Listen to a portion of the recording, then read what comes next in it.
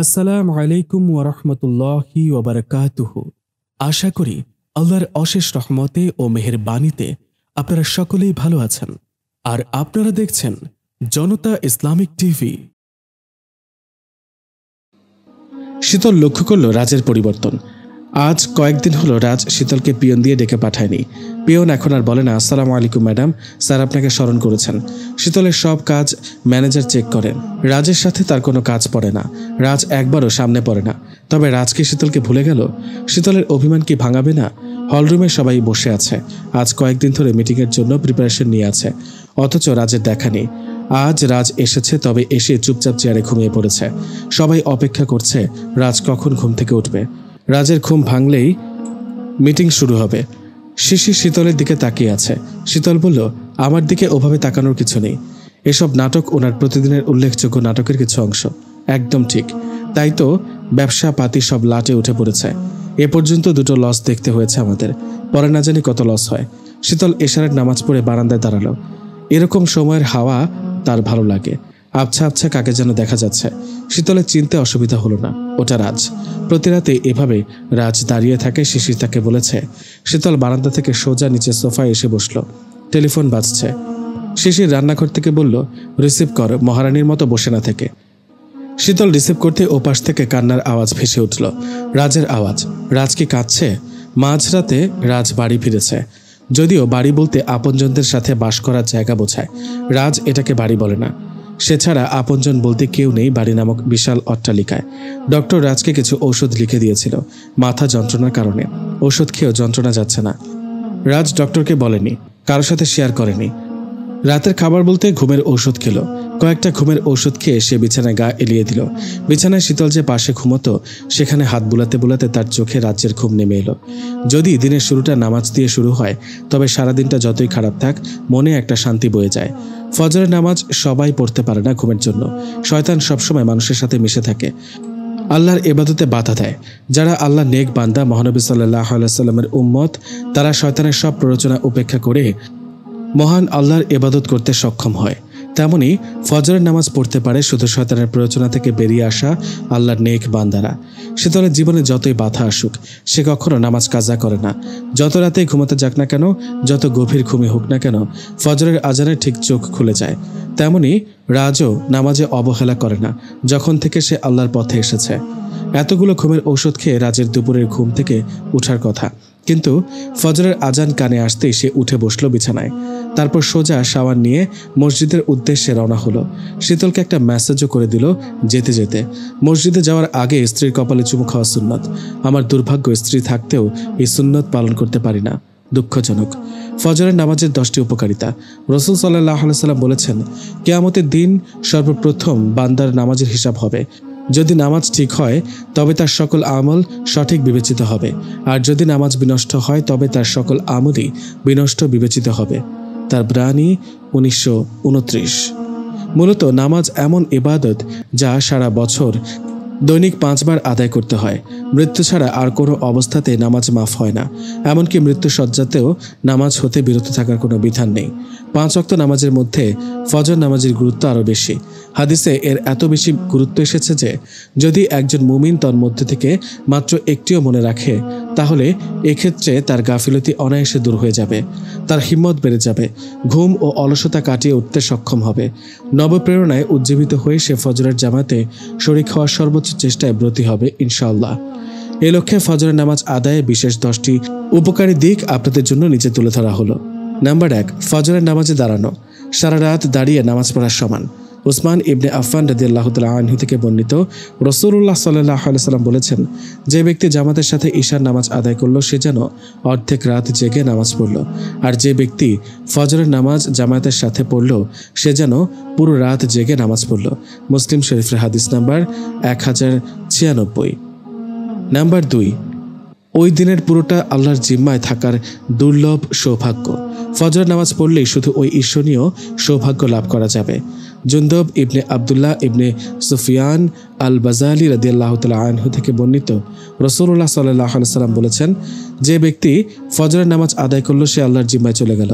অতএব আল্লাহ যেন তার জিম্মার বিষয়ে তোমাদেরকে কোনরূপ অভিযুক্ত না করেন। তিরমিজি শরীফের হাদিস নাম্বার 2184। নাম্বার 3, ফজরের নামাজ কিয়ামতের দিন নূর হয়ে দেখা দেবে।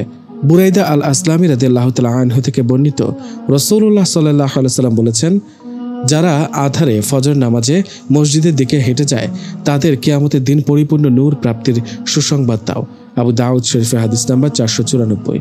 নাম্বার 4, জাহান্নাম থেকে মুক্তি এবং জান্নাত প্রাপ্তির সুসংবাদ। আবু জুহাইর উমরাহ ইবনে রুয়াইবা রাদিয়াল্লাহু তাআলা আনহু হতে বর্ণিত, তিনি বলেন, আমি রাসূলুল্লাহ সাল্লাল্লাহু আলাইহি ওয়াসাল্লামকে বলতে শুনেছি যে ব্যক্তি সূর্যোদয় ও সূর্যাস্তের পূর্বে অর্থাৎ ফজরের ও আসরের নামাজ আদায় করবে সে কখনো জাহান্নামে প্রবেশ করবে না। মুসলিম শরীফের হাদিস নাম্বার 634। নাম্বার 5, মুনাফিকি থেকে মুক্তি পাবে। আবু হুরায়রা রাদিয়াল্লাহু তাআলা আনহু হতে বর্ণিত, তিনি বলেন, রাসূলুল্লাহ সাল্লাল্লাহু আলাইহি ওয়াসাল্লাম বলেছেন, মুনাফিকদের ওপর ফজর ও এশার নামাজ অপেক্ষা অধিক ভারী নামাজ আর নেই। যদি তারা এর ফজিলত ও গুরুত্ব জানত তাহলে হামাগুড়ি দিয়ে বা পাছায় ভর করে অবশ্যই মসজিদে উপস্থিত হতো। বুখারী শরীফের হাদিস নাম্বার 657, 644। নাম্বার 6, সরাসরি আল্লাহর দরবারে নিজের নাম আলোচিত হবে। আবু হুরায়রা রাদিয়াল্লাহু তাআলা আনহু হতে বর্ণিত, তিনি বলেন, রাসূলুল্লাহ সাল্লাল্লাহু আলাইহি ওয়াসাল্লাম বলেছেন, তোমাদের কাছে পালাক্রমে দিনে ও রাতে ফেরেশতারা আসে। তারা আসর ও ফজরের সময় একত্রিত হয়। যারা রাতের কর্তব্যে ছিল তারা উপরে উঠে যায়। আল্লাহ তো সব জানেন। তবুও ফেরেশতাদেরকে প্রশ্ন করেন, আমার বান্দাদেরকে কেমন রেখে এলে? ফেরেশতারা বলে, আমরা তাদেরকে নামাজরত রেখে এসেছি। যখন গিয়েছিলাম তখন তারা নামাজরত ছিল। বুখারী শরীফের হাদিস নাম্বার 540। নাম্বার 7, দুনিয়া আখিরাতের সেরা বস্তু অর্জিত হয়ে যাবে। আয়েশা রাদিয়াল্লাহু তাআলা আনহা হতে বর্ণিত, তিনি বলেন, রাসূলুল্লাহ সাল্লাল্লাহু আলাইহি ওয়াসাল্লাম বলেছেন, ফজরের 2 রাকাত দুনিয়া ও তার মধ্যে যা কিছু আছে সব কিছুর চেয়ে শ্রেষ্ঠ। মুসলিম শরীফের হাদিস নাম্বার 1240। নাম্বার 8, পরিপূর্ণ এক হজ ও ওমরার সওয়াব পাবে যদি সে সূর্য ওঠা পর্যন্ত আল্লাহর জিকিরে মশগুল থাকে।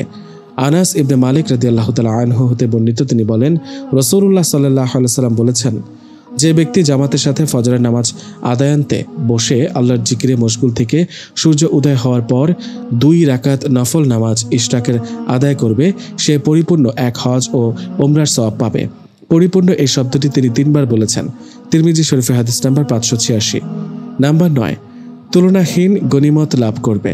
ওমর ইবনুল খাত্তাব রাদিয়াল্লাহু তাআলা আনহু হতে বর্ণিত, রাসূলুল্লাহ সাল্লাল্লাহু আলাইহি ওয়াসাল্লাম নাজদের দিকে এক অভিযানে একটি সেনাদল পাঠান। তারা প্রচুর গনিমতের সম্পদ অর্জন করে এবং তাড়াতাড়ি ফিরে আসে। তাদের সাথে যায়নি এমন এক লোক বলল, অল্প সময়ের মধ্যে এত পরিমাণে উত্তম গনিমত নিয়ে এদের চেয়ে তাড়াতাড়ি আর কোনো সেনাদলকে আমরা ফিরে আসতে দেখিনি। তখন রাসূলুল্লাহ সাল্লাল্লাহু আলাইহি ওয়াসাল্লাম বলেন, আমি কি তোমাদেরকে এমন এক দলের কথা বলবো না যারা এদের চেয়ে তাড়াতাড়ি উত্তম গনিমত নিয়ে ফিরে আসে, যারা ফজরের নামাজের জামায়াতে হাজির হয়, নামাজ শেষে সূর্যোদয় পর্যন্ত বসে আল্লাহ তাআলার জিকির করতে থাকে, তারাই অল্প সময়ের মধ্যে উত্তম গনিমত সহ প্রত্যাবর্তনকারী। তিরমিজি শরীফের হাদিস নাম্বার 3641। নাম্বার 10, কিয়ামতের দিন সরাসরি আল্লাহকে দেখার সৌভাগ্য লাভ, আর এটি হচ্ছে সর্বোত্তম পুরস্কার। জারির ইবনে আব্দুল্লাহ আল বাজলি রাদিয়াল্লাহু তাআলা আনহু থেকে বর্ণিত, তিনি বলেন, এক রাতে আমরা রাসূল সাল্লাল্লাহু আলাইহি ওয়াসাল্লামের কাছে ছিলাম। হঠাৎ তিনি পূর্ণিমার রাতের চাঁদের দিকে তাকিয়ে বললেন, শোনো, নিশ্চয়ই তোমরা তোমাদের প্রতিপালককে তেমনই স্পষ্ট দেখতে পাবে যেমন স্পষ্ট ওই চাঁদকে দেখতে পাচ্ছ। তাকে দেখতে তোমরা কোনো ভিড়ের সম্মুখীন হবে না। কাজেই তোমরা যদি সূর্য ওঠার আগের নামাজ ও সূর্য ডুবার আগের নামাজ আদায়ে সমর্থ হও তাহলে তাই করো। তারপর তিনি এই আয়াত তিলাওয়াত করলেন, সূর্যোদয় ও সূর্যাস্তের পূর্বে আপনি আপনার প্রতিপালকের প্রশংসা তাসবিহ পাঠ করুন। বুখারী শরীফের হাদিস নাম্বার 573।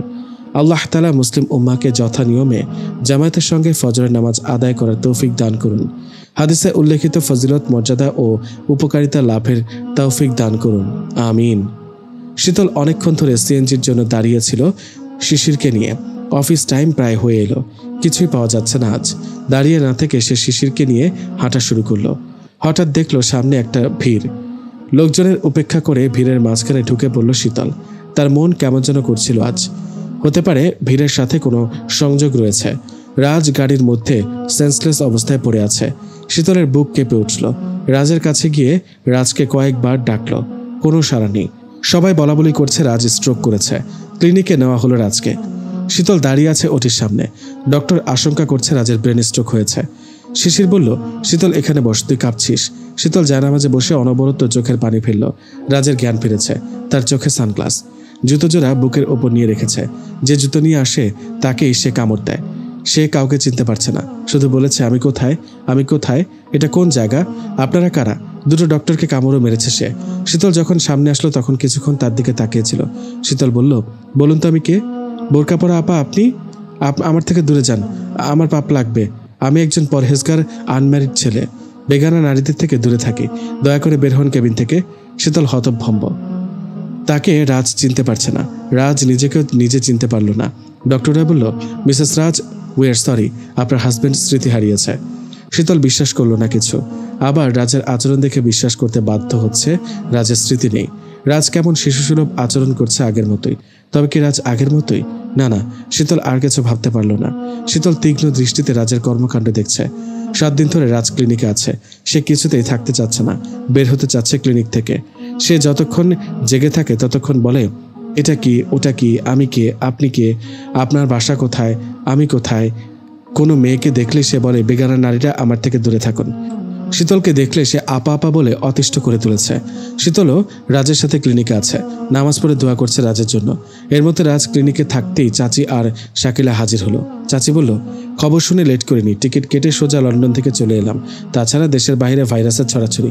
আহারে, আমাদের ছেলেটাকে ভালো রেখে গিয়েছিলাম, কিছুদিন ছিলাম না বলেই আজ এই অবস্থা।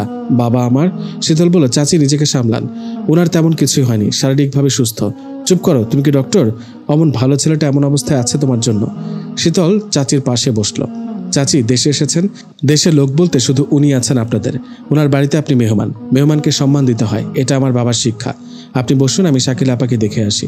শাকিলা রাজের সামনে দাঁড়িয়ে আছে। শীতল আসতেই শাকিলা রক্ত গরম চোখে শীতলের দিকে তাকালো। আপা, এভাবে তাকিয়ে থেকে লাভ নেই। কেমন আছেন? What do you mean? Oh sorry, আপনি আবার বাংলা সেভাবে বুঝেন না। How are you? ড্রামা করছো? Very good. ড্রামা করা আমার কাজ নয়। যাই হোক, এবার কতদিন থাকবেন সেটা তোমায় বলবো। হু আর ইউ? অবশ্য কতদিন থাকবেন সেটা আপনার হাতে কখনো থাকে না, আপনার প্রাণের ভাইয়া ডিসাইড করে। উনি আপনাকে সেবারও লন্ডন পাঠিয়ে দিয়েছিল, এবারও নিশ্চয়ই পাঠাবে। আপনাদের এটা নিয়ে দুশ্চিন্তা করতে হবে না। কয়েকদিনের জন্য এসেছেন, থাকুন, খান, ঘুরুন। টিকিটটা না হয় সুস্থ হয়ে উনি কেটে দিবেন। শাকিলা রেগে শীতলের দিকে হাত উঠাতেই নামিয়ে নিল। শীতল হাসল। রাজ শাকিলার দিকে তাকিয়ে আছে। চাচি খুব আশাবাদী। চাচি বলল, আমাদের চিনতে পারবে? আমরা ওর নিজের লোক, বাহিরের লোকদের রাজ চিনতে পারে না। শাকিলা বলল, রাজ কেমন আছিস? আমরা দেশে এসেছি আজ, আমি এসেছি শুধু তোর জন্য। রাজ ড্যাব ড্যাব করে কিছুক্ষণ তাকিয়ে থেকে বলল, আপা, আপনাকে চেনা চেনা লাগছে, সরি, তবুও চিনতে পারলাম না। আমি তোর আপা? কি বলছিস? আমি তোর খেলার সাথী, যাকে বউ বানাবি ছোটবেলায় বলেছিলি। আমরা ছোটবেলায় বউ বর খেলতাম। আমি ছোটবেলায় কখনো কোনো বেগানা মেয়ের সাথে খেলিনি, সব মিথ্যে। আমি অজু করব। এই বেহা স্টাইলিশ মেয়েকে দেখে আমার অজু হালকা হয়ে গিয়েছে। অজু নেই মেবি, একে সরাও আমার কেবিন থেকে কেউ। এসব কি ড্রেস? চাচি আর শাকিলা দুজনেই হতভম্ব। রাজকে ছুটি দেওয়া হয়েছে। রাজের সাথে শীতলও বাড়িতে গেল। শাকিলা আর চাচি অনেক আগেই বাড়িতে উঠেছে, নিজেদের মতো থাকতে শুরু করেছে। রাজের সাথে বাড়ি যাওয়ার সময় শিশির অনেকগুলো কড়া কথা শোনায় শীতলকে। তোর জন্য এসব হয়েছে, একেবারে পাগল করে ছাড়লি লোকটাকে, এত চাপ নিতে পারেনি লোকটার ব্রেন। এখন খুশি হয়েছিস তো? বেচারা স্যার। শীতল কিছু বলল না, শুধু 2 ফোঁটা চোখের পানি গাল বেয়ে পড়ল। রাজ ঘুমিয়ে আছে, তাকে ঘুমের ইনজেকশন দেওয়া হয়েছে। শীতল অনেক দিন পর বাড়িটা দেখছে। সব কিছু কত চেনা, আগের মতোই আছে, যেভাবে সে রেখে গিয়েছিল, কিছুই পরিবর্তন হয়নি। একরকম সাজানো গোছানো যেভাবে শীতল সাজিয়েছিল। বেডরুমে এসে ছোট একটা নিঃশ্বাস ফেলল শীতল। বেডরুমটাও আগের মতোই, বেডশিট, জানালার নীল সাদা ফুলের পর্দা। রাজ গভীর ঘুমে আচ্ছন্ন, গুটিসুটি মেরে সে ঘুমোচ্ছে। শীতল বারান্দায় গেল। গোলাপের সুগন্ধি চারদিকে, অজস্র গোলাপ ফুটে আছে। বারান্দায় জোরে হাওয়া বইছে, শীতলের স্কার্ফ উঠছে। বোরকাটা খুলে রাজের কাছে গেল শীতল। রাজ কি যেন বিড়বিড় করছে। শীতল রাজের কপালে হাত রাখলো। লম্বা চুল হয়ে চেহারাটার যে কি অবস্থা। শীতল এতদিনে রাজের মুখের দিকে তাকিয়েছে। সংসার ছেড়ে যাওয়ার পর থেকে আজ প্রথম লক্ষ্য করলো বিন্দু বিন্দু ঘাম জমেছে কপালে। শীতল রাজের মুখের কাছে গিয়ে শুনতে চেষ্টা করলো কি বলছে সে। ঘুমের মধ্যে আচমকা শীতলকে জড়িয়ে ধরে নিচে ফেলে দিল রাজ। রাজ শীতলের গলায় মুখ গুজে খুব শক্ত করে জড়িয়ে ধরে আছে। শীতল অনেকদিন পর রাজের এত কাছে এলো। নিজেদের বেডরুমে নিজেদের বেডে শুয়ে আছে সে রাজের সাথে। কয়েকবার ছাড়ানোর চেষ্টা করলো রাজকে, লাভ হলো না, বরং আরো শক্ত করে ধরল। রাজের মুখের সাথে কয়েকবার শীতলের মুখের স্পর্শ হলো। রাজের নিঃশ্বাস সরাসরি শীতলের মুখে পড়ছে। শীতল রাজের দিকে তাকিয়ে রইল কিছুক্ষণ, অনুভব করলো তাকে।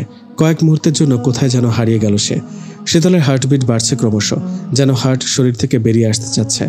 লাল গোলাপে যেমন কাঁটাযুক্ত থাকে, ঠিক তেমনই ভালোবাসার মধ্যে অদৃশ্য এক কাঁটাযুক্ত থাকে। ভালোবাসা লাল গোলাপের মতো, গোলাপে যেমন কাঁটা থাকে, ভালোবাসাও কাঁটা থাকে অজস্র। শীতল আর রাজের ভালোবাসাটাও লাল গোলাপের মতোই অজস্র কাঁটা দিয়ে তাদের ভালোবাসায় ঘেরা। যখনই ভালোবাসা অনুভব হয় তখনই অদৃশ্য কাঁটা হৃদয়ে গেঁথে যায়। শীতল রাজের বুকে কখন যে ঘুমিয়ে পড়ল সেটা সে জানে না। ঘুম ভাঙল বিকট আওয়াজে, কেউ চিৎকার করছে। শীতল চোখ মেলে দেখে রাজ শুয়ে থেকে চিৎকার করছে। রাজ বলল, কে আপনি? আমার রুমে কি করেন? আমাকে জড়িয়ে ধরেছেন কেন? বেগানা নারী, হাউ ডেয়ার ইউ! শীতল হতভম্ব। শীতল দেখল সত্যি সত্যি ও রাজকে জড়িয়ে ধরেছে। শীতল রাজকে ছেড়ে দিল। রাজ সাথে সাথে বিছানা থেকে নেমে গেল। তারপর বলল, লজ্জা করেন আপনার? আনসার মি, কেন আপনি আমাকে জড়িয়ে ধরে ঘুমিয়েছেন? আমাকে স্পর্শ করার সাহস কোথা থেকে পেলেন? শীতল বলল, আমি আপনার বউ, আপনি আমার স্বামী, সেজন্য আপনার রুমে আপনার বেডে আপনাকে জড়িয়ে ধরে ঘুমিয়েছিলাম এবং ঘুমাবো। রাজ বলল, চুপ করুন, লায়ার, মিথ্যাবাদী! আমাকে পাগল মনে হয়? আপনি বলবেন আমাদের বিয়ে হয়েছে আর আমি সব মেনে নিব? No, never. পাগলে বলে তাকে পাগল মনে হয় নাকি? জি, সবাই ঠিক বলে। পাগল কখনো বলে না সে পাগল। কি বললেন? নাথিং। আপনি এখনো বেডে কি করেন? বের হন। আমি আমার বাড়ি থেকে বের হব কেন? এটা আমার বাড়ি। ও তাই তো, এটা তো আপনার বাড়ি। আমার তো কোনো বাড়ি নেই। আমি বরং চলে যাই। আল্লাহ হাফেজ। রাজ দরজার সামনে দাঁড়িয়ে যেতেই শীতল এক লাফে বিছানা থেকে উঠে তাকে আটকালো। আরে আরে, কোথায় যান? বউ রেখে? আমিও যাব। এই ছাড়ুন আমাকে, আমি বিয়ে করিনি, তাহলে বউ আসবে কোথা থেকে? আমার কোনো বাড়ি নেই, আপনার বাড়িতে কেন থাকবো আমি? শীতল রাজের ঠোঁট চেপে ধরল। আর একটাও বাজে কথা বললে ঠোঁট সেলাই করে দেব। কিভাবে নিজেকে? এসব নাটক বন্ধ করুন প্লিজ। শুনুন, আমি হিরো নই যে নাটক করব। নাটক আপনি করছেন। আপনি কে বলুন তো? বললাম তো আপনার বউ, ইংরেজিতে ওয়াইফ, সহধর্মিনী, অর্ধাঙ্গিনী। আমার মনে হয় আপনি পাগল, সরি পাগলি। পাগলামি বন্ধ করুন, নইলে পাবনা রেখে আসবো। পাগলামি আপনি বন্ধ করুন। পাগল হলেন আপনি, আমি নই। আরে বাবা, কি ঝামেলায় পড়লাম। আমি সিঙ্গেল ছেলে। এই মেয়ে বলে কি? এই পাগলির হাত থেকে আমাকে বাঁচাও মহান আল্লাহ তাআলা। রাজ দরজা খুলতেই ডক্টর দেখতে পেল। ধপাস করে দরজা বন্ধ করে বলল, ডক্টর কি করছে এখানে? শীতল রাজকে বারান্দায় ইশারা করলো যেতে। রাজ বারান্দায় গিয়ে দেখে নিচে কয়েকটা গার্ড আপনাকে গার্ড দিচ্ছে। এর মানে কি? শীতল সোফায় বসতে বসতে বলল, আপনি বের হতে পারবেন না এই বাড়ি থেকে। এটা কি জেলখানা? আমি কয়েদি? তেমনটাই ভাবতে পারেন। আপনার কারাবাস হয়েছে, বিনাশ্রমে কারাবাস। হাউ রুড়ো! সবাই পাগলাগারদ থেকে পালিয়ে এসেছে। কয়েকদিন হয়ে গেল, রাজের কিছু মনে হচ্ছে না। সে ফোন দিয়ে আসছে কিভাবে বের হবে এখান থেকে। শীতল নামের মেয়ের থেকে কবে ছাড়া পাবে এই আশায় আছে। শীতল এদিকে রাজের সাথে সেটে থাকে সারাক্ষণ। রাজ বারান্দায় গেলে সেও যাচ্ছে, নিচে গেলে সেও নিচে যাচ্ছে। রাজ যেই রুমে ঘুমাতে যাবে সেও সেই রুমে ঘুমাতে যাবে। রাজ বিছানায় ঘুমোলে শীতলও সেখানে ঘুমাবে। রাজের ঘুম ভাঙলে শীতলকে দেখতে পায়। শীতল রাজকে জড়িয়ে ধরে ঘুমিয়ে থাকে। রাজ নানাভাবে শীতলকে কথাবার্তা বলে। শীতলকে দারুণ লজ্জায় পড়তে হয়। তবুও শীতলের এতে কোনো কিছু মনে হয় না, কিছু যায় আসে না। সে রাজের সাথে সেটে সেটে থাকে। রাজ শীতলকে বলল, আপনি একটা পাগলি। আই থিঙ্ক আমার আশেপাশে যারা আছে তারা সবাই পাগল। জি, শুধু আপনি ভালো। রাজকে শীতল খাইয়ে দিচ্ছে। রাজ রেগে মেগে খাচ্ছে। আমি খাবো না আপনার হাতে। আমার হাতে না খেলে না খেয়ে থাকতে হবে, খেলে আমার হাতেই, তাই হবে। রাজ কিছুক্ষণ পরে এসে পেটে হাত দিয়ে দাঁড়িয়ে থাকলো শীতলের সামনে। সেই এলেন, বসুন, ভালো ছেলেদের মতো হা করুন।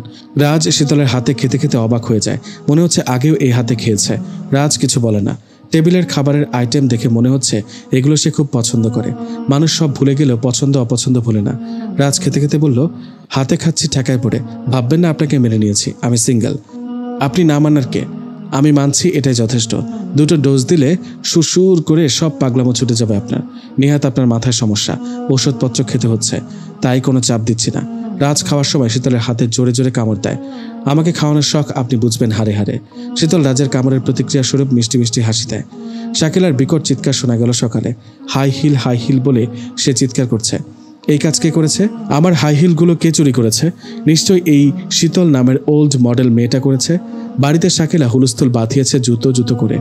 কাজের লোকেরা সব এক জায়গায় জড়ো হয়েছে। বিশাল বাড়ি থেকে বিকট আওয়াজগুলো বাইরে বের হচ্ছে না। শীতল চেক করে দেখলো শাকিলার হাই হিলগুলো নেই। তার বদলে শীতলের চটি 2 জোড়া রাখা। শীতল বুঝতে পারলো এটা কার কাজ। গার্ড জানালো রাজ গেটের সামনে ফেরিওয়ালাকে কি যেন দিচ্ছিল রাজ। আসল কথা, রাজকে ফেরিওয়ালার সাথে দেখা গিয়েছে। শাকিলার সামনে রাজ মাথা নিচু করে দাঁড়িয়ে আছে। এটা তুই কেন করলি? মাফ করবেন, জুতাগুলো ফেরিওয়ালাকে দেওয়ার জন্য। আপনি হাই হিল পরে বিকট আওয়াজ করে হাঁটেন, যেটা ঠিক না। মেয়েরা চলবে নিঃশব্দভাবে। এজন্য আমার এত এক্সপেন্সিভ শুগুলো ফেরিওয়ালাকে দিয়ে দিতে হবে? বুঝিয়ে বললে কি হতো না? তোকে আমি খুন করব রাজ। রাজের সাথে শাকিলার তুমুল ঝগড়া হলো। ঝগড়াঝাটিতে রাজ জিতল। শাকিলার হাতে প্রচণ্ড লেভেলের কামড় দেওয়া হয়েছে। তাকে ক্লিনিকে নেওয়া হয়েছে। শীতল রাজের দিকে আহত দৃষ্টিতে তাকালো। রাজ আবারও আগের মতো পাগল হয়ে গেল নাকি? শীতল নিজের ভুলগুলোর জন্য অনুতপ্ত। সে তওবা করেছে। শীতলের সকল দোয়াতে রাজের সুস্থতার কামনা থাকে মনে মনে। দোয়া একটি স্বতন্ত্র ইবাদত। সৎ চরিত্রবান ও মুমিন মানুষের অন্যতম বৈশিষ্ট্য হলো দোয়া করা। দোয়ার মাধ্যমে আল্লাহ তাআলা বান্দাকে নানান বিপদ আপদ থেকে রক্ষা করেন। তিনি বান্দার দোয়াকে স্বাগত জানান, সাহায্য সহযোগিতার অনুকম্পায় সিক্ত করেন। বান্দা যদি তার প্রতিপালককে যথাযোগ্যভাবে ডাকার মতো ডাকে, আদবের সাথে কাকুতি মিনতি সহ আল্লাহর নিকট চায়, তাহলে তিনি তাতে সাড়া দেন। আল্লাহ তাআলা বলেন, তোমরা আমাকে ডাকো, আমি তোমাদের ডাকে সাড়া দিব। সূরা মুমিন আয়াত 60।